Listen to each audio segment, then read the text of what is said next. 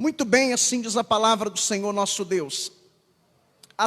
Atendei agora vós que dizeis, hoje ou amanhã iremos para a cidade tal, e lá passaremos um ano, e negociaremos, e teremos lucros. Vós não sabeis o que sucederá amanhã, que é a vossa vida. Sois apenas como neblina que aparece por instante e logo se dissipa.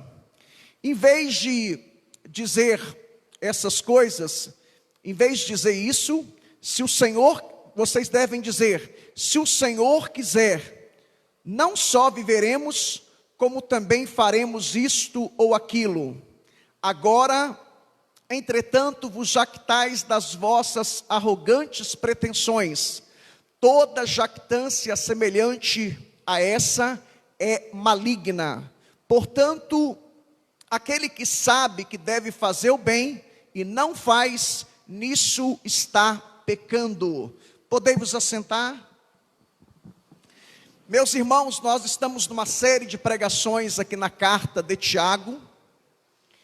E como temos falado, essa carta foi escrita por volta do ano 45 da era cristã, isto é, depois de Cristo, volta do ano 45 até o ano 49. Este livro, provavelmente, é o primeiro livro do Novo Testamento a ser escrito. E Tiago, quando escreveu essa carta, Tiago tinha duas coisas em mente, dois propósitos, dois objetivos. Primeiro objetivo de Tiago era encorajar, fortalecer os irmãos que estavam sofrendo perseguições, tribulações e provações. E nós vimos isso no capítulo 1.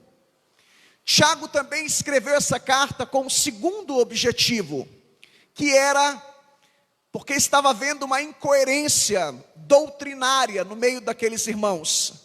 Eles eram apenas ouvintes da palavra e não praticantes.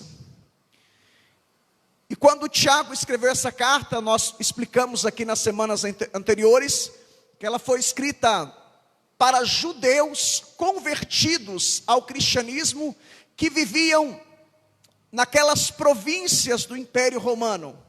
Semana passada, Tiago falou, nós vimos aqui,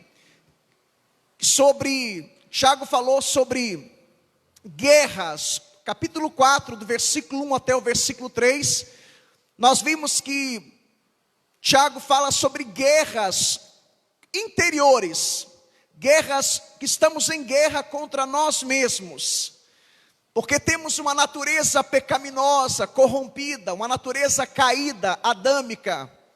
Então Tiago, ele nos adverte como a vencer essa velha natureza. E ele explica que há um processo de cobiça, que faz parte da natureza caída, um processo de inveja.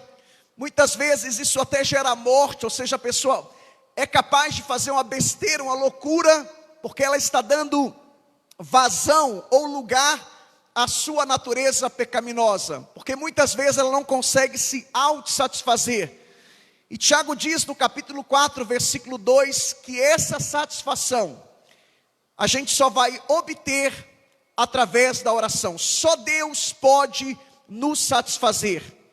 Mas para isso precisamos orar, para que Deus possa nos satisfazer, preencher o vazio da nossa alma, e para que a gente consiga vencer a nossa natureza pecaminosa, nós precisamos orar. A partir do verso 4, Tiago, ele fala que nós estamos em guerra contra Deus. E ele fala que a gente tem que tomar algumas atitudes. E a gente viu isso, 10 imperativos, 10 mandamentos, a partir do versículo 7 do capítulo 4, quando Tiago fala, sujeitai-vos a Deus, chegai-vos a Deus. Tiago diz que nós devemos resistir o diabo, que nós devemos purificar as nossas mãos, que nós devemos limpar o nosso coração, que nós devemos lamentar, chorar, que devemos nos humilhar diante de Deus. porque estamos em guerra contra Deus e precisamos de nos reconciliarmos com Deus. A partir do versículo 11 ele diz que nós estamos em guerra entre nós, estamos em guerra com os nossos irmãos, porque muitas vezes estamos falando mal, e Tiago diz que quando você fala mal de alguém, isso é pecado. Por quê? Porque essa pessoa, independente se ela é cristã ou não, ela ainda tem a imagem de Deus, ela é ainda a imagem e semelhança de Deus, mesmo que essa imagem foi corrompida, contaminada, manchada pelo pecado, mas ela ainda tem a imagem de Deus. E Tiago diz que quando você fala mal de alguém, você se coloca no lugar de Deus, você se coloca como um juiz. Bom, tendo dito isso, eu chamo então a sua atenção para a passagem de hoje. E hoje Tiago fala sobre a fragilidade dos projetos humanos. E eu chamo a sua atenção então para o versículo 14. Olha o que diz versículo 13. Olha o que diz o versículo 13, mantenha a sua Bíblia aberta, por favor. Tiago diz: agora vós dizeis, hoje ou amanhã iremos para a cidade tal, e lá passaremos um ano, e negociaremos, e teremos lucros. Você sabe que no primeiro século da era cristã, a maioria dos cristãos, eles eram pobres. Apenas uma minoria eram de classe média ou classe alta. Uma minoria, a maioria dos cristãos, eles eram pobres, mas existiam alguns cristãos ricos. E como essa carta foi escrita para judeus convertidos ao cristianismo, você sabe que o judeu, ele trabalhava com comércio, eles eram negociantes. Então, Tiago está dirigindo essa palavra aqui agora especificamente para os ricos, para os comerciantes daquela época, isto é, judeus convertidos ao cristianismo. E olha o que Tiago diz. Tiago diz, vocês estão dizendo, vocês estão falando, hoje ou amanhã, ou seja, fala do presente e do futuro. Iremos para a cidade, e lá, cidade tal, ele não especificou a cidade, e lá passaremos um ano, e vamos negociar, e teremos lucro. Irmãos, não é pecado fazer planejamento, não é pecado planejar o futuro, e não é esse o ponto aqui, não é isso que Tiago está condenando ou combatendo aqui. O que Tiago está condenando e combatendo aqui é quando você faz um plano, quando você está planejando algo, mas você deixa Deus de fora, você não inclui Deus. E é isso que Tiago está condenando aqui. É quando você faz um plano, quando você planejou algo, mas não incluiu Deus, não buscou a direção de Deus, não buscou o propósito, a vontade de Deus. E é isso que a palavra de Deus está condenando aqui nessa noite. O texto diz que essas pessoas diziam, Tiago diz, vocês estão dizendo, nós vamos para a cidade tal, provavelmente Roma, que era uma cidade de aproximadamente 1 milhão de habitantes, provavelmente Alexandria do Egito, que era uma cidade que tinha aproximadamente 700 mil habitantes, provavelmente Corinto, que era uma cidade que tinha aproximadamente 600 mil habitantes, provavelmente Antioquia da Síria, que era uma cidade que tinha aproximadamente 500 mil habitantes, provavelmente Éfeso, uma cidade que tinha aproximadamente 350 mil habitantes. Então o que esses judeus convertidos ao cristianismo faziam? Eles iam para essas grandes cidades, para essas metrópoles, e lá eles faziam negócio, eles compravam, vendiam, e eles ficavam dias, semanas, meses, e o texto diz aqui, 1 ano, até anos eles ficavam lá, fazendo negócios. Porém você não vê no versículo 13, uma referência a Deus, você não vê menção do nome de Deus. E é sobre isso, esse é o ponto aqui que Tiago está condenando a atitude desses judeus convertidos ao cristianismo. Irmãos, isso se aplica a nós também. Não é errado fazer planos, não é errado planejar, não é errado você sonhar. E esse ano é um ano que muitos projetos foram adiados ou cancelados devido à pandemia. Não, o ponto aqui não é isso, não é esse o ponto que Tiago está questionando. Não é isso que Tiago está combatendo. Muito pelo contrário, a gente deve planejar o futuro, a gente deve sonhar com o futuro, a gente deve pensar no amanhã. Nada disso é errado. O que é errado é você planejar o futuro, é você fazer os seus planos e não incluir Deus, deixar Deus de fora. E é isso que Tiago está dizendo aqui, irmãos, que nós até podemos planejar o futuro, devemos planejar o futuro, mas a recomendação de Deus para as nossas vidas, quando você planejar o seu futuro, busque a direção de Deus, coloque Deus na frente, coloque o propósito de Deus, a vontade de Deus. Não faça nada sem antes consultar o Senhor Deus. Não faça nada sem antes orar, sem antes buscar a direção de Deus, buscar o propósito de Deus, buscar a vontade de Deus para a sua vida. Toda decisão que você tomar, coloque Deus na frente. Nós sabemos, irmãos, que a forma ordinária de Deus falar com o seu povo, de Deus falar com a sua igreja, é através da Bíblia Sagrada. A Bíblia Sagrada, para nós cristãos, ela é a nossa única regra de fé e prática. Mas sabemos que Deus também, Ele pode falar através de um conselheiro, de um sábio. Sabemos que Deus pode falar através dos dons espirituais, pois somos uma igreja que cremos na continuidade dos dons, na contemporaneidade dos dons. Então, não faça nada, não tome nenhuma decisão, sem antes buscar a direção de Deus para a sua vida. E é isso que esse versículo, é isso que a palavra de Deus está condenando aqui. É você planejar o futuro e não incluir Deus, como se Deus fosse algo secundário na sua vida, como se Deus não tivesse importância, relevância na sua vida. Deus tem que ser o centro da sua vida. Você não pode fazer nada sem orar, sem buscar a direção, sem pedir a Deus: Senhor, me fala, me direciona, me revela o seu propósito, me faz saber o seu propósito, a sua vontade para a minha vida. E esse é o ponto aqui, irmãos, do versículo 13. Como diz o mineiro, e eu sou mineiro com muito orgulho, depois a pessoa dá com os burros na água e não sabe o porquê.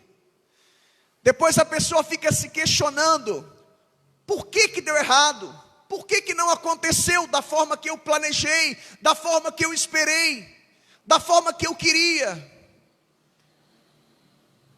Porque você não colocou Deus na frente, porque você não buscou a direção de Deus, porque você agiu por conta própria. Aí depois você dá com os burros na água, depois as coisas não acontecem da forma que você gostaria que acontecesse, e você busca uma explicação, busca uma resposta, e a explicação, a resposta está aqui, porque você não orou, não buscou a direção de Deus, porque você não colocou Deus na frente. Nós vamos negociar, vamos comprar, vamos vender, vamos à cidade tal, vamos a Roma, vamos a Alexandria no Egito, vamos em Corinto, em Antioquia da Síria, em Éfeso. E Deus? Você é independente agora? Essa carta, como todo o Novo Testamento, foi escrito para cristãos. Isso aqui é para nós, irmãos. Deus tem que ocupar o primeiro lugar nas nossas vidas. Você pode adorar o Senhor? Chama a sua atenção para o versículo 14. Olha o que diz o versículo 14. Vós não sabeis o que vai acontecer amanhã.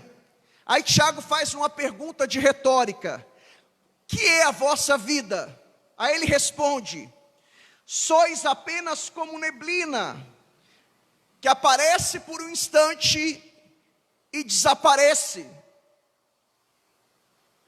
Sabe, irmãos, uma vez mais o que Tiago está dizendo aqui: não é pecado planejar o futuro, mas não incluir Deus nesse seu planejamento, isso torna-se um pecado, isso é errado. E nós somos lembrados de uma passagem bíblica que está lá em Lucas capítulo 12, a partir do versículo 19 até o versículo 20, do rico insensato, imprudente.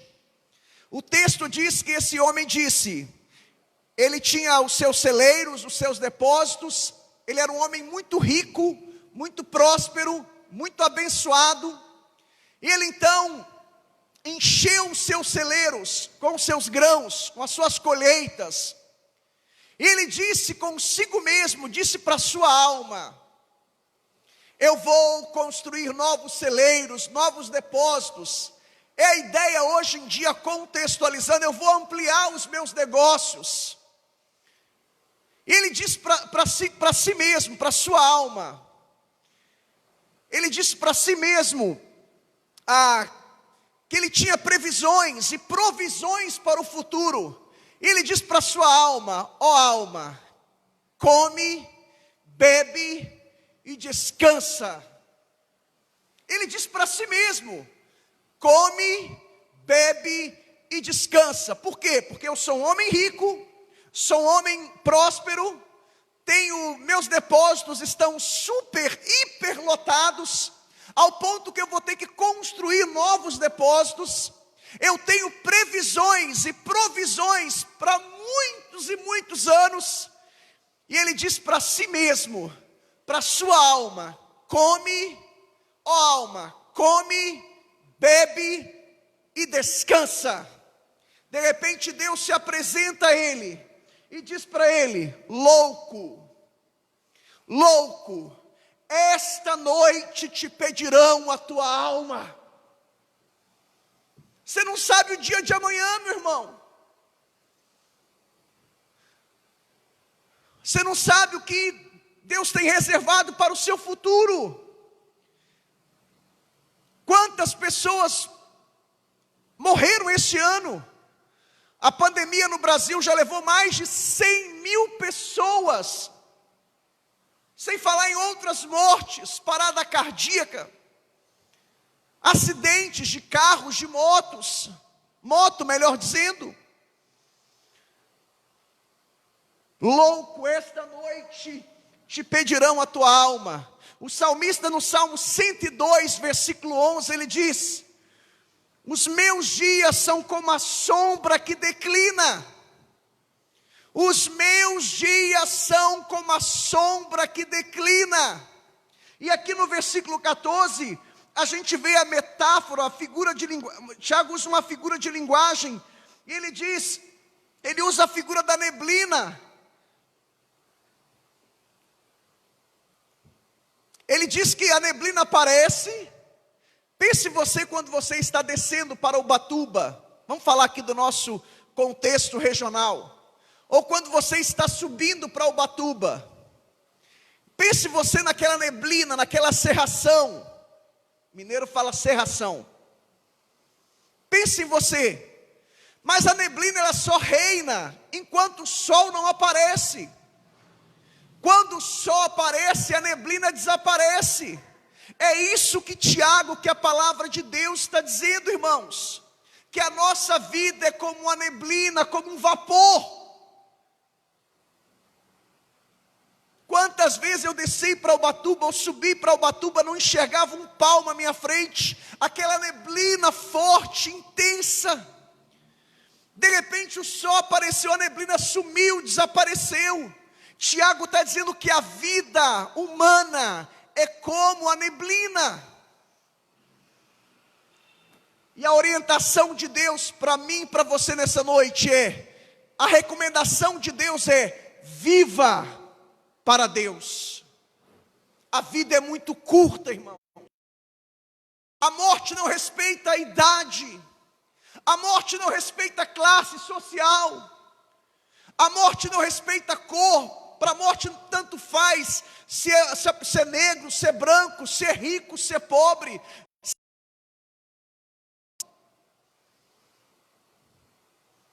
A gente nunca sabe quem é o próximo da fila. A morte é como se fosse uma fila. Antigamente a gente falava fila do NPS. Você nunca sabe quem é o próximo da fila. De repente você pode ser o próximo.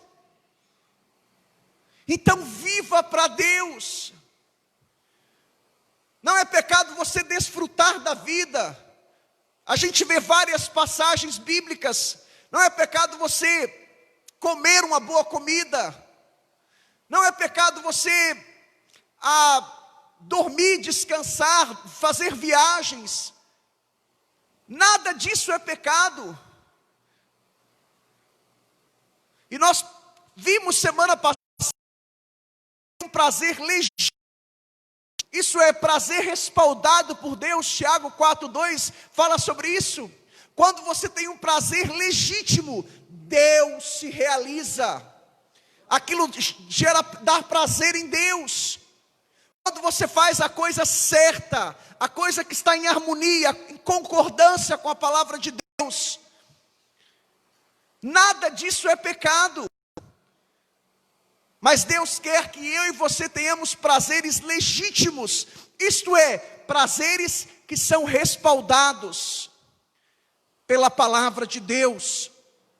Sabe, irmãos, não importa como vai terminar a sua vida, o que importa é que você terá cumprido o plano de Deus para a sua vida.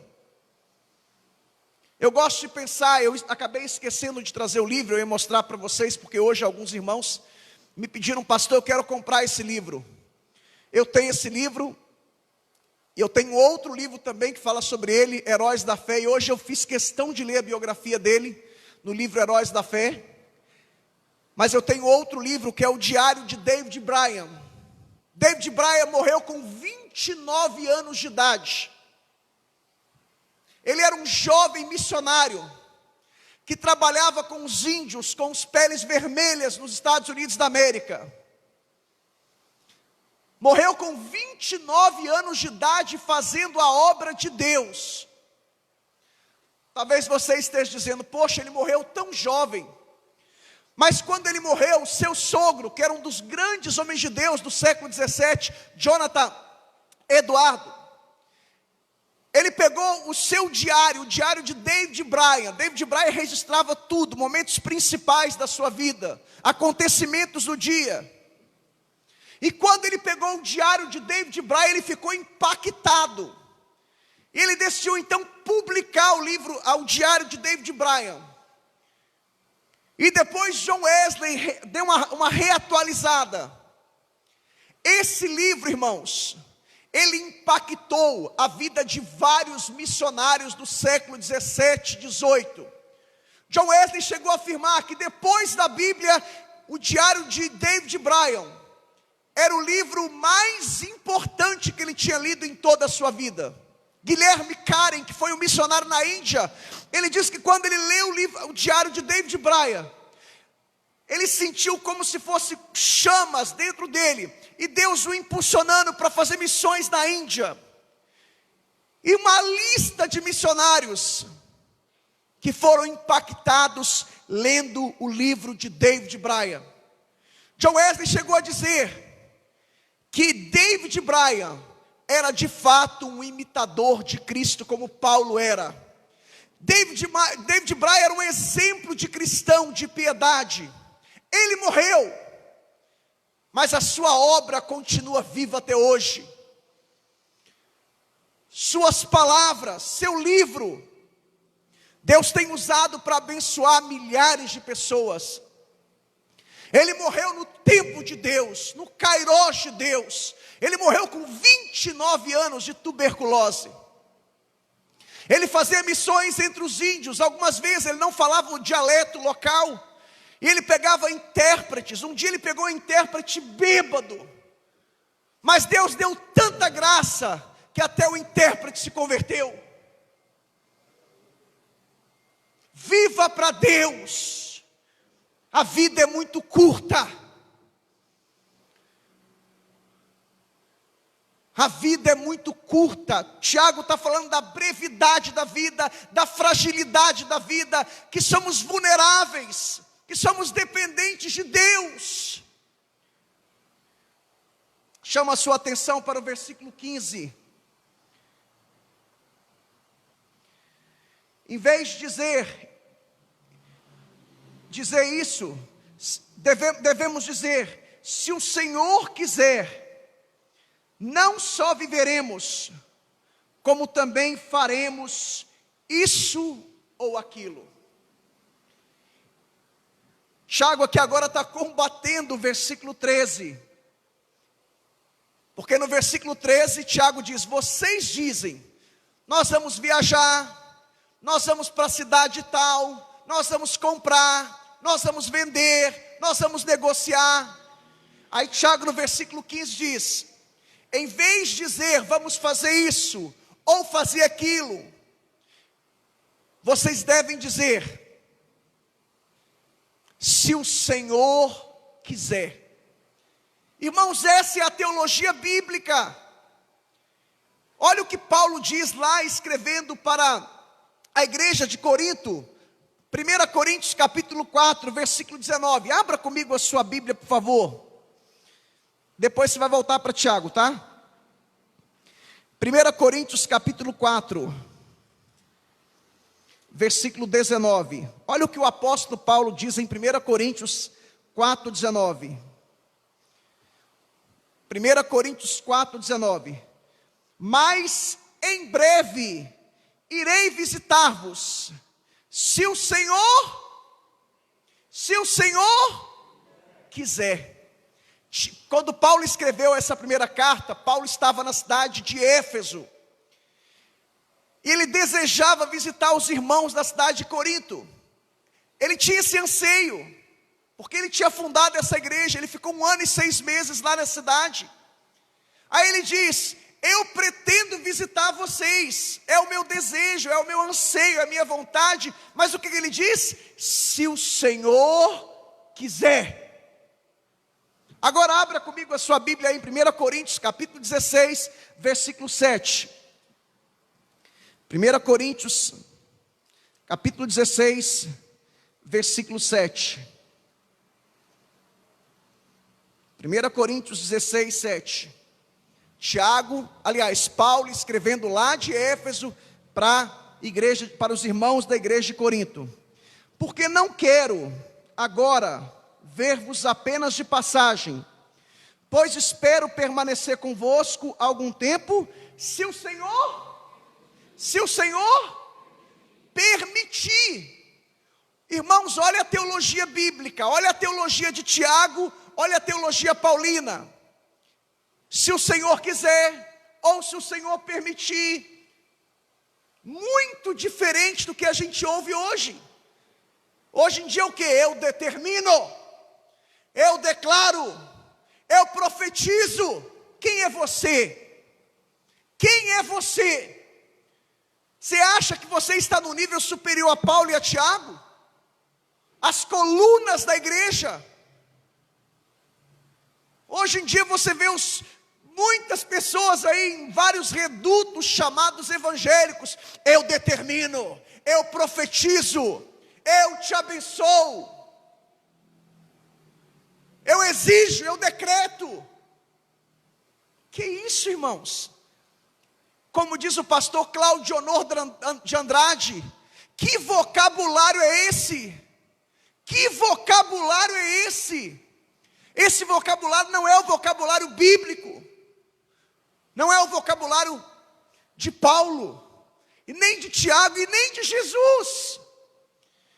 Vamos pensar na oração do Pai Nosso? Vamos lá? Pai nosso que estais nos céus, santificado seja o vosso nome, venha o teu reino. Quem pode completar a próxima frase? Seja feito a tua vontade. E Jesus, quando estava no Getsêmani, que a ira de Deus iria ser entornada, derramada sobre ele, porque ele era o nosso representante, ele era o nosso fiador. O que ele disse?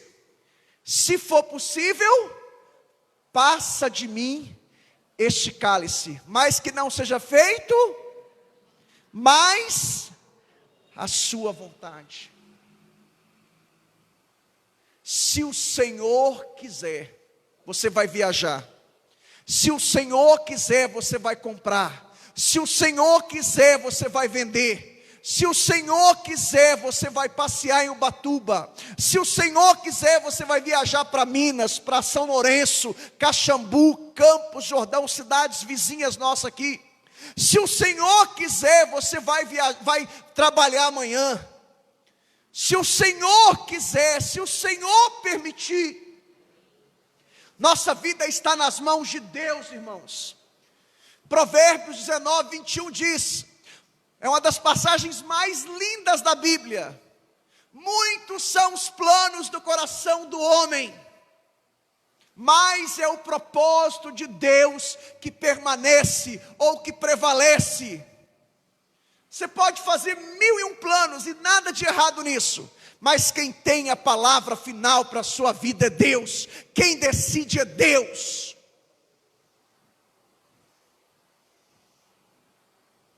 Deus está no controle do universo. Não faça nada sem consultar a vontade de Deus.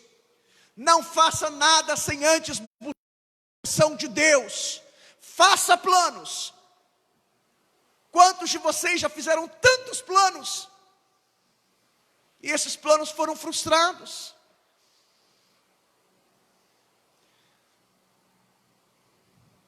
Eu sou muito metódico. Quem me conhece sabe disso. Eu gosto de planejar as coisas, mas eu coloco tudo Deus na frente. E às vezes que eu não coloquei Deus na frente, eu tomei chumbo na asa. Muito tempo que eu não falava isso, né? Todas as vezes que eu não coloquei Deus na frente, eu dei com burros na água. Burro na água. Nossa, sou mineiro. Burro nossa Deus. Edita depois. Burro. E olha que eu sou mineiro, eu cresci falando isso. Não vou nem tentar falar, porque eu falo isso. Dei com os burros na água. Isso. Que fazem o mineiro cometer esse erro, viu? Todas as vezes que eu não consultei, não busquei a direção de Deus, eu me dei mal. E você? Coloque Deus na frente. Quer fazer uma faculdade, um curso superior, uma pós-graduação, um mestrado, um doutorado, um pós-doutorado, nada de errado. Quer crescer na vida, nada de errado, muito pelo contrário, é legítimo. Mas coloca Deus na frente. Se o Senhor não edificar a cidade, em vão trabalha os que vigiam a cidade, em vão vigia a sentinela, diz o Salmo 127. Todas as vezes coloca Deus na frente. Vai viajar a hora antes, Senhor, dirige esse carro, assume o controle desse carro. Quantas pessoas foram se divertir em Ubatuba e não chegaram vivas, morreram no caminho. Coloca Deus na frente, meu irmão. Chama a sua atenção para o versículo 16. Volta lá para Tiago, capítulo 4. Por favor. 6. Tiago 4,16. Agora, entretanto, vos jactais das vossas arrogantes pretensões. Toda jactância semelhante a essa é maligna. espírito de ostentação, vanglória. É o cara ficar se gabando. Jactância é arrogância, soberba, orgulho. É quando o cara se acha, quando ele tem um conceito elevado de si mesmo, de si próprio, quando ele acha que ele é o rei da cocada branca ou o rei da cocada preta, quando ele se julga autossuficiente. Não, eu sou bom, eu sou o cara, eu sou top de linha, eu sou bom. Sabe, irmãos, o que Tiago está condenando aqui no versículo 16, é quando você começa a gloriar-se das suas próprias capacidades e das suas próprias conquistas, e a palavra de Deus está dizendo que isso é pecado. Quando você começa a bater no cara, eu sou bom, quando você começa a se achar, isso é pecado. Jactância, vanglória, ostentação, um conceito elevado de si próprio. Quando a pessoa começa a se gabar. E jactância, arrogância, soberba, orgulho. E a palavra de Deus está dizendo que isso é pecado. Podemos nos gloriarmos? Sim. Mas Paulo diz, se você quer se gloriar, glorie-se no Senhor. A Ele a honra, a Ele a glória, a Ele louvor e adoração. O que a gente precisa fazer todos os dias, é o que João Batista fez, quando ele se encontrou com Jesus, lá em João, capítulo 3, versículo 30. O que ele disse? Que Ele cresça e que eu diminua. Que Ele cresça e que eu diminua. Como a gente fala na linguagem de futebol, né? O São, Rudney, baixa a bola. Você jogou aonde? Chupou laranja com quem? Baixa a bola, senta na cadeira da humildade. Você está achando que você é quem? Tudo na sua vida é Deus. Se você está de pé hoje, é a graça e a misericórdia de Deus. Se você tem talentos e dons, foi Deus que te deu. Se você trabalhou ontem de ontem, foi Deus que te deu trabalho. É Deus que te dá saúde. Tudo é para Ele, e por Ele, e para Ele são todas as coisas. Já que eu citei, vamos ler então Romanos 11:36. Vamos lá? É uma das passagens mais lindas, é uma doxologia. Doxologia é uma oração cantada. Romanos 11:36. Olha o que diz Romanos 11:36. Todas as vezes que você se achar, você achar que você é o cara, que você é bom, leia essa passagem aqui. Romanos 11:36.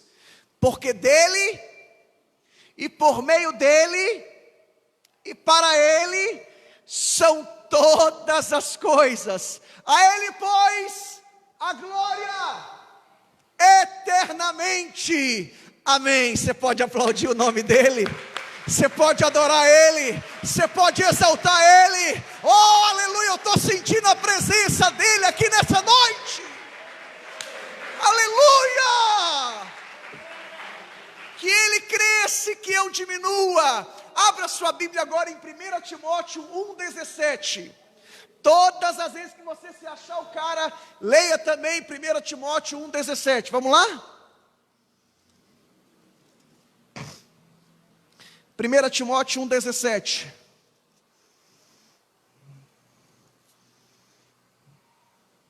Todos acharam? 1 Timóteo 1,17. Assim, ao Rei eterno, imortal, invisível, Deus único, honra e glória pelos séculos dos séculos. Amém. Baixa a bola, meu irmão, e glorifica Ele. Herodes não glorificou a Deus e foi comido de bicho.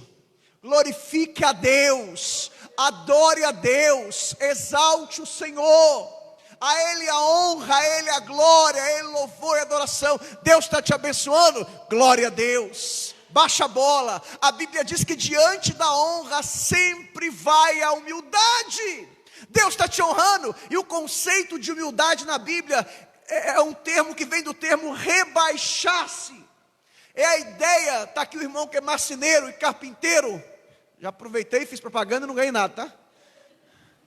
É a ideia de passar debaixo de uma mesa, para passar debaixo de uma mesa, como é que é? Passa com o nariz empinado, passa com conceito elevado, orgulho, tem que rebaixar.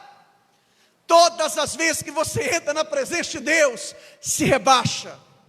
Lembra daquela passagem, uma das passagens mais lindas da Bíblia, Ezequiel capítulo 2, o que Deus diz para ele? Põe-te de pé, que eu falarei contigo. Irmão, Ezequiel não estava caído, nem desviado. Ezequiel é um dos maiores profetas da Bíblia, era amigo de Deus, como diz os jovens aí, ô Jordão, ele era parça de Deus. Mas Ezequiel vivia em conceito de monarquia, ele era judeu, e naquela época, quando um súdito de um reino, de um rei, ele comparecia diante de um rei, ele tinha que se prostrar, ele só podia se levantar quando o rei autorizasse. Então Ezequiel, quando chegou diante de Deus, profeta, homem de Deus, ele se prostrou, e Deus diz, põe-te de pé, que eu falarei contigo. Quantas pessoas chegam diante de Deus com orgulho, com presunção, com arrogância. Ei Deus, eu sou o cara mesmo, eu sou... Baixa a bola, se rebaixa. Deus, eu não sou ninguém, tudo na minha vida é a tua graça e a tua misericórdia. Eu dependo de ti, eu sou vulnerável, eu sou frágil, eu sou pecador, eu sou um miserável pecador, sou salvo pela tua graça. A tua graça me sustenta, a tua graça me renova, a tua graça me levanta, a tua graça me abençoa. Tudo por Ele, para Ele e por Ele são todas as coisas. Aplauda Ele uma vez mais.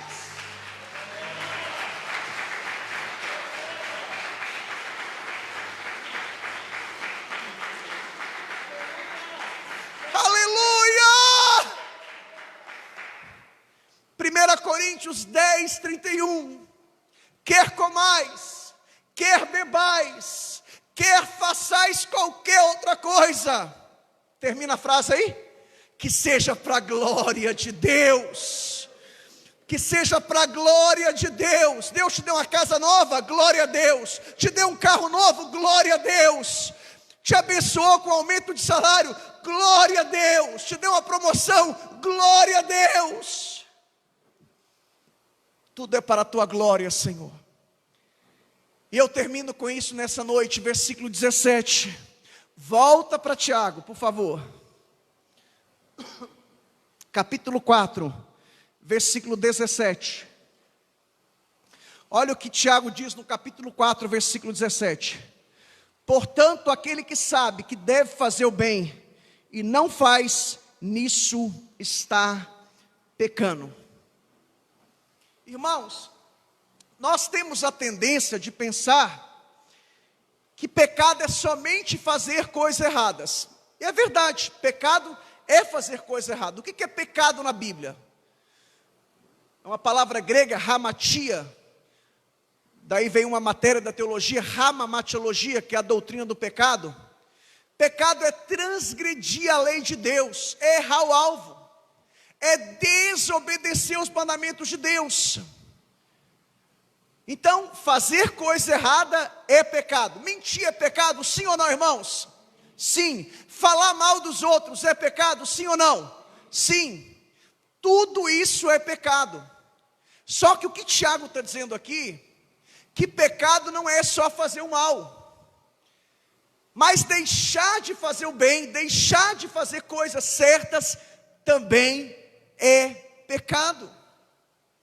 É isso que Tiago está dizendo. Saber e não fazer a coisa certa é pecado. Quando você sabe fazer algo, Deus te conferiu um dom, um talento, e você não faz por motivos egoístas, por orgulho. Isto é pecado. E a palavra de Deus para você nessa noite: desenterra os seus talentos e dons. Tudo que Deus te deu é para você usar para serviço dele e para abençoar vidas, seja dons espirituais ou dons naturais.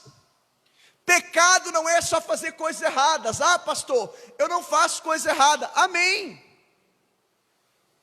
Mas também, pastor, Deus me deu dons e talentos e eu estou pecando por omissão.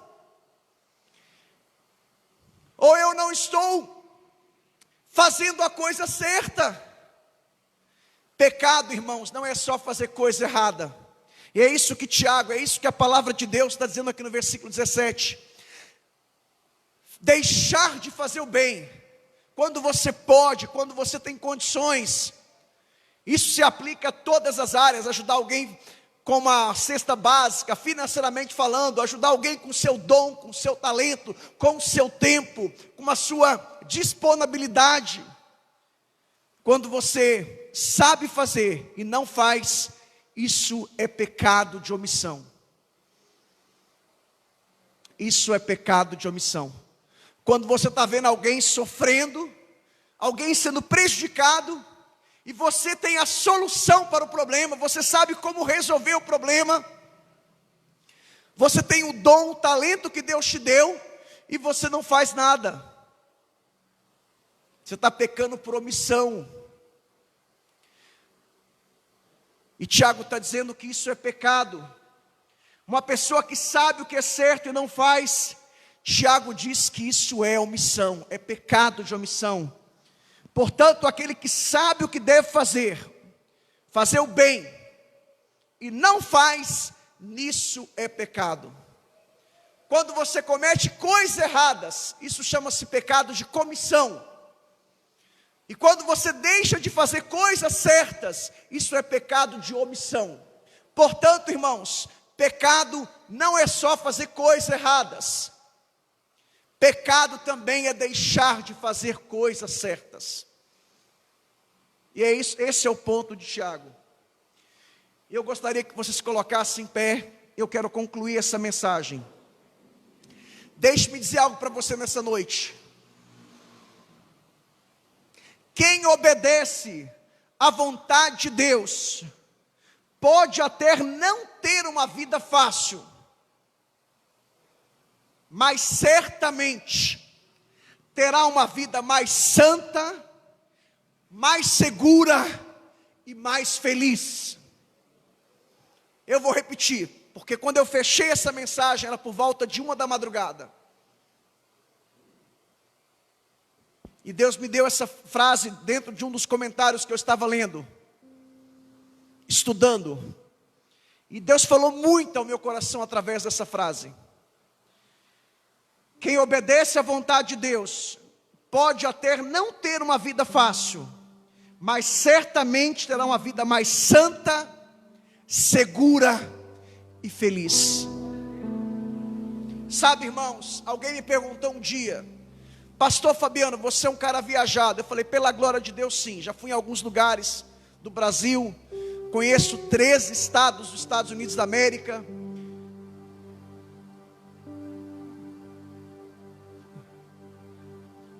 Conheço mais os Estados Unidos do que o Brasil.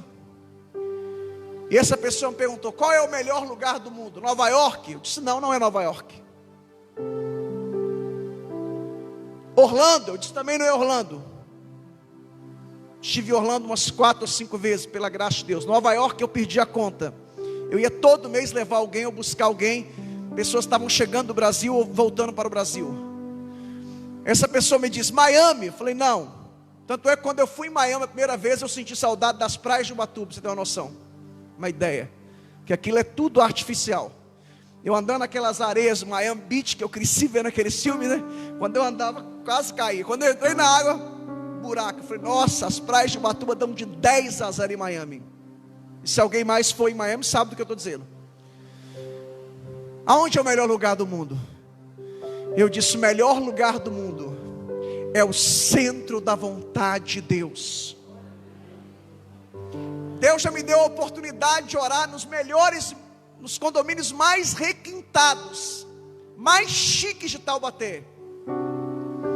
Já orei por milionários nos Estados Unidos, milionários. Chegava lá, eles estavam com depressão, pensando em suicidar, tomando antidepressivos, tristes, infelizes, derrotados, fracassados. Mas já fui na casa de irmãos simples, irmãos que só tinha 2 dentes, irmão Sidney, só o atacante e o beck central, Elson. Irmão que era analfabeto, alfa de pai, beta de mãe. Falou: pastor, não sabia nem falar direito, eu não tenho nem um café para oferecer ao senhor, mas se eu tomo água quente comigo. Quem já tomou água quente aqui sabe disso, irmãos. Hoje em dia isso não é muito comum, mas os irmãos, quando eram mais simples, eles esquentavam a água com açúcar. Se eu tomo água com açúcar comigo, pastor, é a única coisa que eu tenho para te oferecer, pastor.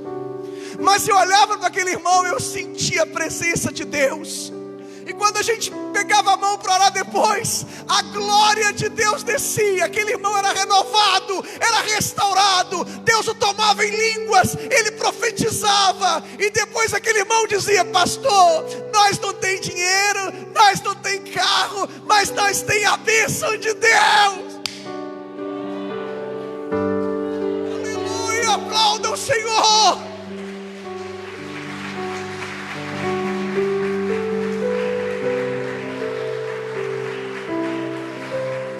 O melhor lugar do mundo é o centro da vontade de Deus.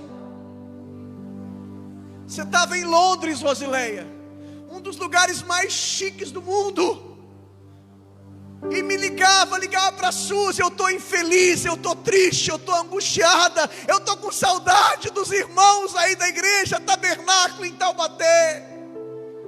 Não é verdade? Aleluia. O melhor lugar do mundo é o centro da vontade de Deus. O lugar mais seguro para uma pessoa estar é no centro da vontade de Deus. Oh, eu queria que você levantasse suas mãos. Oh, aleluia, ministério de louvor. Eu estou sentindo a presença de Deus. Oh, levante as suas mãos e adore, exalte a Ele.